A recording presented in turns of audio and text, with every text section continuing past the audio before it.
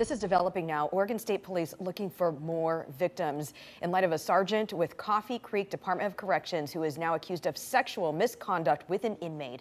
39-year-old Tony Daniel Klein of Clackamas County was sentenced after a federal jury found him guilty in July.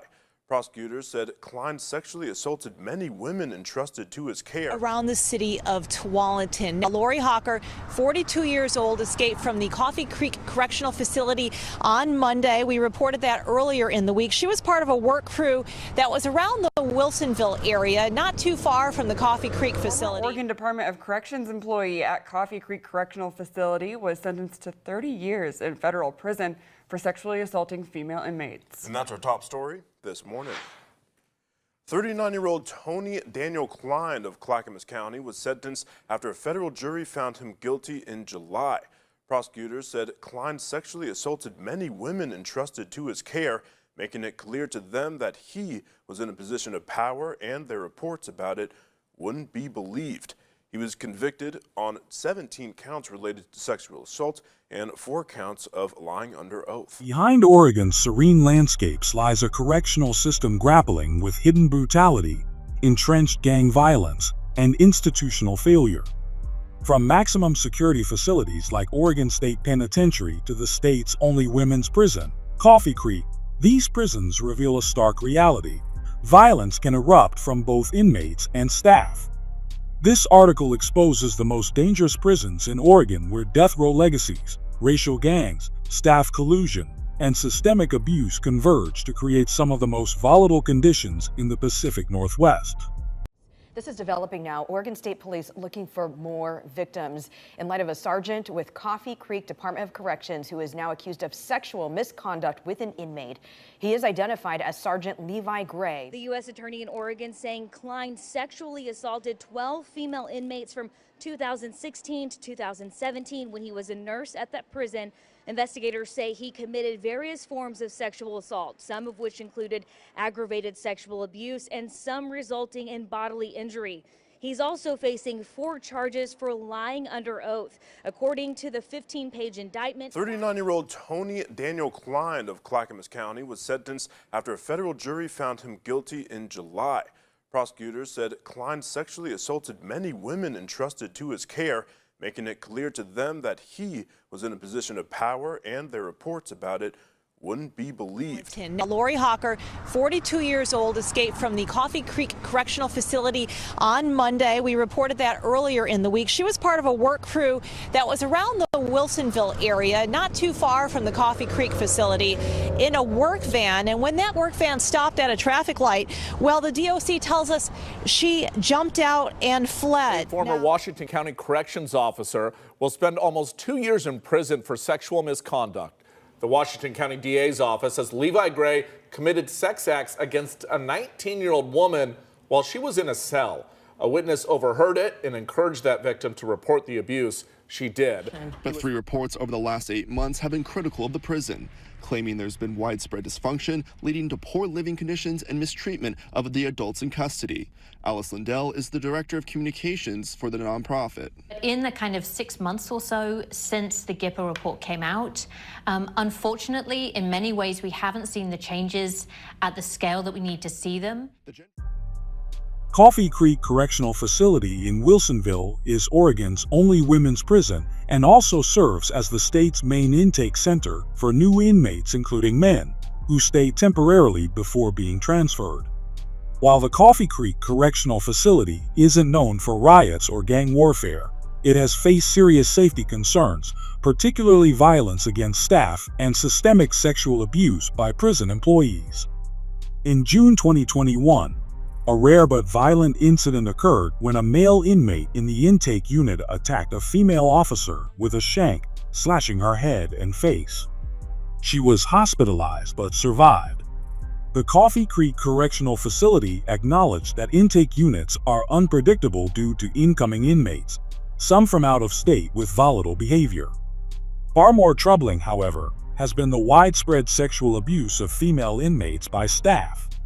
Between 2019 and 2022, a federal investigation uncovered rampant misconduct, the most infamous case involving Tony Klein, a former prison nurse.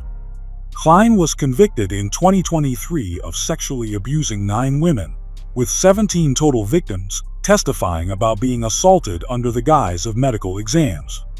He was sentenced to 30 years in prison, making his case one of the largest federal prosecutions of staff sexual abuse in U.S. prison history. New at 10 tonight, authorities now searching for an inmate who walked away from a prison work crew in Salem. The Oregon Department of Corrections says 44-year-old T.J. Harvey Bennett, pictured there, escaped about 3 this afternoon. The family of a man who died of the flu 2 years ago is suing the Oregon State Penitentiary for $15 million. This is an old mugshot of Michael Barton. The suit accuses the prison staff of not treating him and then covering up his flu-related death. Court papers show Barton did not get a vaccine in 2018 and was begging to be treated for a sickness before it got worse. Opened in 1866, the Oregon State Penitentiary in Salem is the state's only maximum security prison for men and has a long, violent legacy. Until Oregon abolished capital punishment in 2022, OSP also housed death row and the state's execution chamber. The prison has a history marked by riots, with the most infamous occurring in 1968, when over 700 inmates seized control, set fires, and took hostages in a 24-hour revolt that caused $1.6 million in damage and forced the resignation of top officials. Violence continues in modern times. In 2013, inmate Joseph Akins was strangled to death by his cellmate, a convicted Elon with a history of prison deletions. Between 2011 and 2014, at least 7 inmate-on-inmate occurred across Oregon prisons, many tied to gang activity, including several at OSP. Inside, prison gangs from white supremacists to street sets operate with deadly force. Fights and assaults are frequent, and lockdowns are common. Announced 83-year-old Clifford Davis died Sunday morning in the prison's infirmary. Davis entered DOC custody in January of 2011. Located near the Idaho border, Snake River Correctional Institution is Oregon's largest prison, housing around 3,000 men across medium and high security units. Since opening in the 1990s, the Snake River Correctional Institution has gained a reputation as one of the state's most violent and gang-controlled facilities. White supremacist gangs like the Aryan Brotherhood and European Kindred, along with Latino sets like the Norteos and Sureos, dominate the inmate hierarchy. Fights, assaults, and deletions are frequent and often fueled by gang retaliation or convict codes. One of the prison's most disturbing incidents occurred in 2012, when Michael Hagen, a first-time inmate, was beaten to death by his Aryan Brotherhood cellmate after refusing to do gang tattoos. Despite his warnings to staff, Hagen was placed in a cell with the inmate, and guards reportedly ignored cries for help. The violence hasn't stopped. From 2011 to 2016, multiple inmates were deleted at the Snake River Correctional Institution, many linked to gang or sex offender targeting. Large-scale brawls are also a persistent threat. In December 2020, a 37-man gang fight broke out inside a housing unit, requiring an emergency lockdown. Then in May 2024, a yard dispute spiraled into a 70-man riot, forcing guards to fire 2 warning shots, a rare move in Oregon prisons. When he died on Friday evening, Bostic was incarcerated at Two Rivers Correctional Institution in Umatilla and passed away at the facility infirmary while on. Located in Umatilla, Two Rivers Correctional Institution houses around 1,400 to 1,600 men in medium and minimum security units. Since opening in 2000, the Two Rivers Correctional Institution has faced mounting gang-related violence, particularly involving tensions between active members and dropouts, former gang affiliates trying to leave that life behind. In October 2023, inmate Michael Watts filed a lawsuit alleging that prison officials knowingly placed him, a former Norteo gang member, into units with active members, despite his repeated pleas for protection. The suit claims Watts was assaulted 4 times, including in his cell and in a meal line, after Two Rivers Correctional Institution replaced protective housing with an automated cell match system that disregards gang affiliation. The Two Rivers Correctional Institution's gang conflicts have turned deadly. In early 2014, inmates Shane Morris and Damian Banks, both convicted sex offenders, meet there in separate cell attacks believed to be gang-sanctioned hits.